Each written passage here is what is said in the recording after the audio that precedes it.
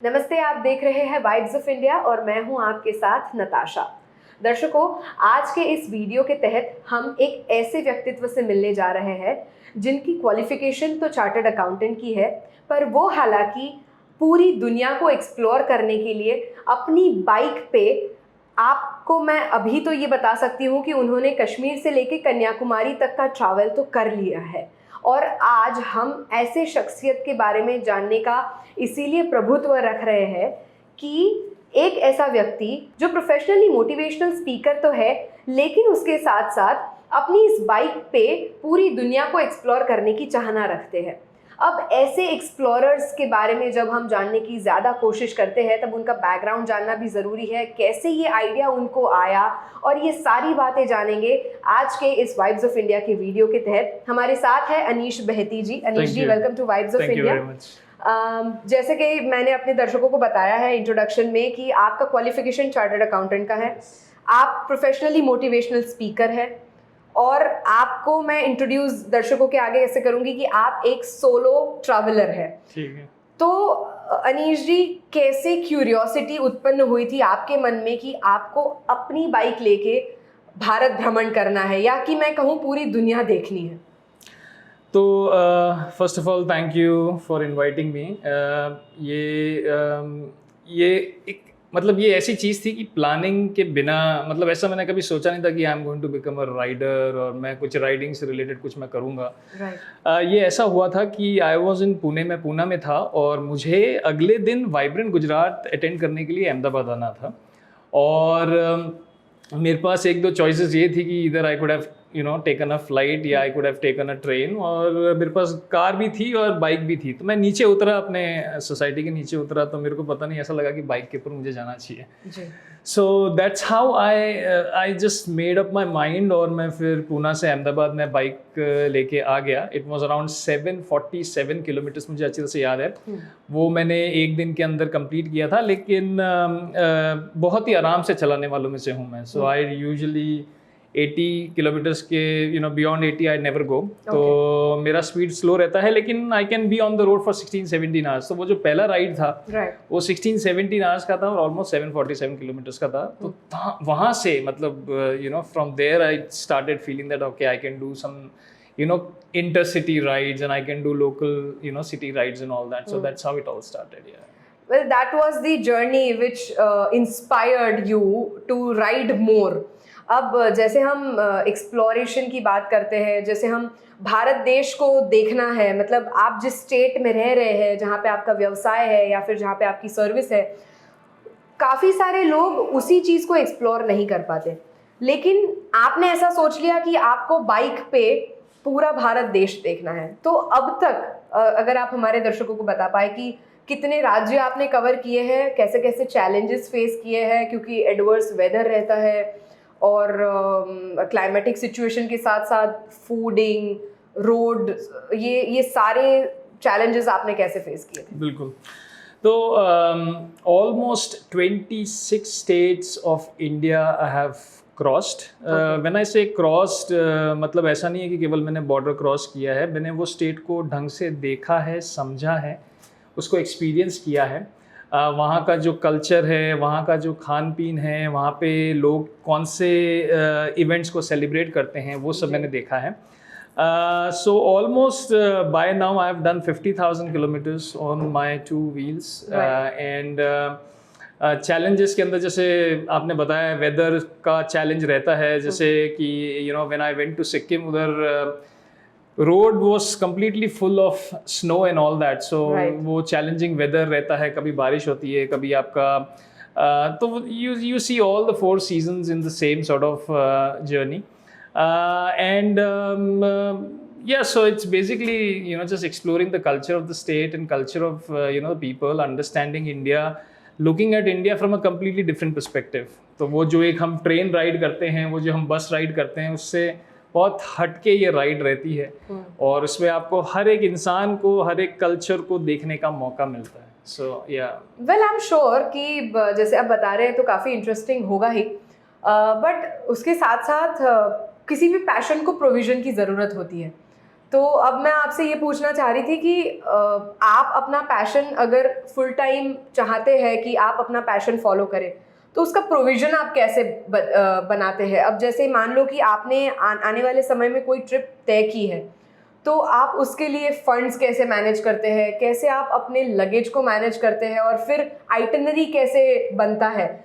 क्योंकि कहीं पे भी जाना होता है तो सामान्य लोगों के लिए, आम लोगों के लिए सिर्फ सफ़र होता है एक जगह से दूसरी जगह पहुंचना, जबकि आपके लिए वो सफ़र ही आपका जर्नी है। मतलब उस सफ़र के दौरान आप काफ़ी सारी चीज़ें एक्सप्लोर करने वाले, तो आप ये सारी चीज़ें कैसे इनकलकेट करके मैनेज करते हैं? तो just to answer the first question कि प्रोविजन जो आप मुझे बोल रहे हैं वो आई थिंक फाइनेंस से रिलेटेड ही है। तो बेसिकली मैं जब अपना ट्रिप कंप्लीट करके आता हूँ तो मैं 7 दिन काम करता हूँ। So I work really hard in terms of my work and all that. मैं फिजूल के खर्चे करता नहीं हूँ। So I usually try and don't spend on flashy things and all that. I always invest in experiences. मुझे लगता है कि एक्सपीरियंस के ऊपर स्पेंड करना चाहिए instead of spending on things.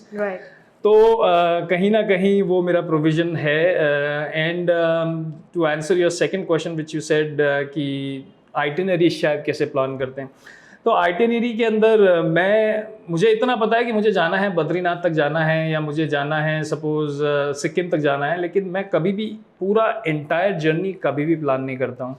I just take one day at a time. मुझे इतना पता है कि मुझे कल कहाँ पे जाना है, और उसमें भी बहुत सारे चैलेंजेस आते हैं। मुझे लगता है कि मैं कल जयपुर पहुंच जाऊंगा, लेकिन पॉसिबल है शायद मैं जयपुर नहीं पहुंच पाऊंगा, क्योंकि रास्ते में कुछ भी हो सकता है, कहीं पे कुछ भी चीज़ हो सकती है जी। तो मुझे लगता है कि हमेशा ये जो प्लानिंग वाला पार्ट है ना, वो आपको थोड़ा लूजली प्लान करना चाहिए, उसको ज़्यादा फोकस, और जितना कि भाई मेरे को 15 दिन के अंदर यहाँ पहुँचना है, तो आप बहुत स्ट्रेस में रहोगे, आप बहुत टेंशन में रहोगे।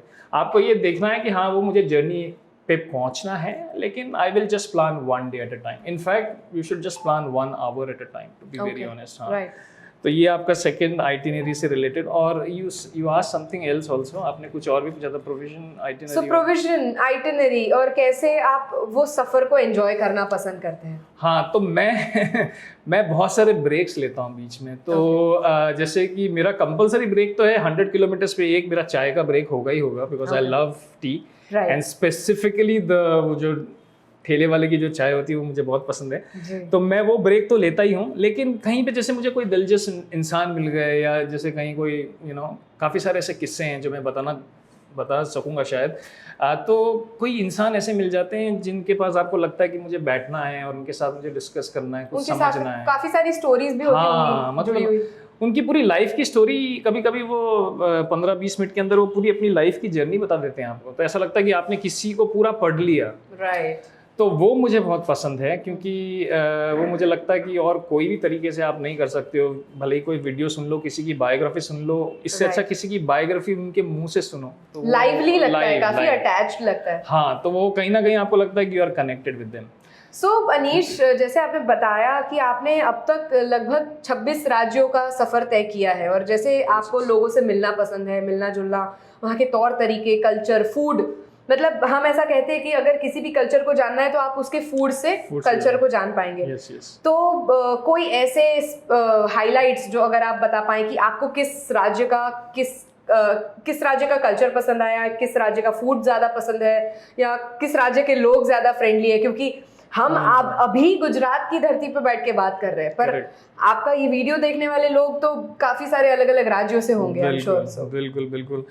तो थोड़ा सा ट्रिकी सवाल है। मैं सच बोलूँगा कि मैं जहाँ पे भी गया हूँ, मुझे अच्छे लोग ही मिले हैं, ऑनेस्टली। और किसी कोई स्टेट को बोलना कि ये बहुत अच्छा है, वो शायद मुझे I am not feeling okay with that. You can highlight if you liked Uttarakhand ka culture, for that matter, if you might have liked Rajasthan's culture, or you like Maharashtrian food more, or you like Gujarati or Bengali cuisine more. So what were, मतलब वो क्या ऐसी बातें थी जो आपको अभी तक हाइलाइट्स के तौर पे याद है आपकी जर्नी? बिल्कुल। तो फूड तो एक्चुअली महाराष्ट्र का थाल पीठ ले लो, और आप फिर जैसे अभी मैं नासिक में था तो वहाँ पे कुछ फ्रेंड्स मिले थे, तो उन्होंने वो चूल्हे वाली मिसल पाव और गुड़ की जलेबी वहाँ का फेवरेट है। अब सूरत से क्रॉस किया तो वहाँ पे टमाटर भजिया, तो सब अलग अलग जगह की अलग अलग फूड की स्पेशलिटी है। और लोग मुझे कहाँ के ज़्यादा पसंद आए तो मैं बोलूँगा नॉर्थ ईस्टर्न स्टेट्स मुझे Okay. हाँ थोड़े से ज़्यादा फ्रेंडली हम्बल और बहुत down to earth sort of मेरे को लोग मिले वहाँ पे। तो आत्मीयता भी उनकी ज्यादा अटैचिंग। हाँ मतलब बहुत रिलैक्स्ड है, मतलब you can be with them, you know you can sit with them, वो आपको बहुत इनवाइटिंग, मतलब they feel very you feel invited, you know you can sit chat. कभी कभी वो अपने घर में इनवाइट कर लेते हैं, you know have dinner with them and all that, तो वो सब जर्नी का पार्ट है। लेकिन मुझे लगता है नॉर्थ ईस्ट बहुत बहुत सुंदर है, बहुत ब्यूटीफुल है और वहाँ के लोग भी बहुत अच्छे हैं और काफी हद तक अनएक्सप्लोर्ड भी है। मतलब हाँ। अभी जब हम टूरिज्म की बात करते हैं तो सारे स्टेट्स अपने टूरिज्म को अलग अलग तरह से प्रमोट कर ही रहे हैं। बिल्कुल।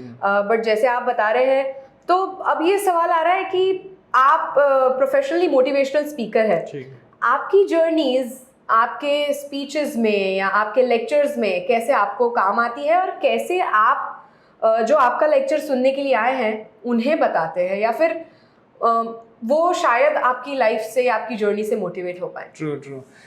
तो मैं राइडिंग जो है, मैं राइडिंग को हमेशा लाइफ से रिलेट करता हूँ। मुझे लगता है कि अगर जब आप राइड कर रहे हो तो आपको बैलेंस की बहुत सख्त ज़रूरत है, especially when you are on 2 wheels. Right. 4 wheel पे बैलेंस एक बार नहीं भी होगा तो चलेगा, लेकिन 2 व्हील्स के ऊपर बैलेंस की बहुत ज़रूरत है। तो उसी तरीके से लाइफ के अंदर बैलेंस में रहना, you have to be in the balance in all areas और all dimensions of your life.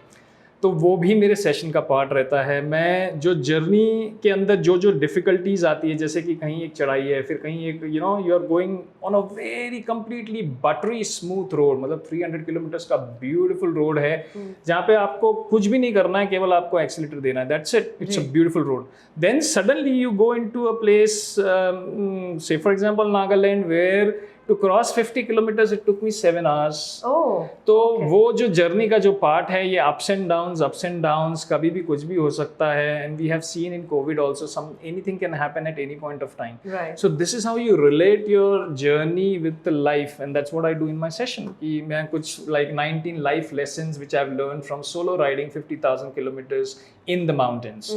सो वो जर्नी का जो पार्ट है उसको मैं बहुत बारीकी से देखता हूँ, बहुत क्लोजली देखता हूँ, और मेरे खुद के ही एक्सपीरियंसेस हैं, कहीं से कुछ कट कॉपी पेस्ट नहीं करता हूँ।